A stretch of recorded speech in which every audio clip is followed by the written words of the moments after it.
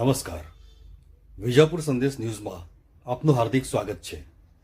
પાટનગર ગાંધીનગર ખાતે ગાંધીનગર મહાનગરપાલિકા દ્વારા પોલીસ, હોમગાર્ડ, સ્કૂલો અને સાર્વજનિક સંસ્થાઓના સંયુક્ત ઉપક્રમે તિરંગા યાત્રાનું આયોજન કરવામાં આવ્યું હતું.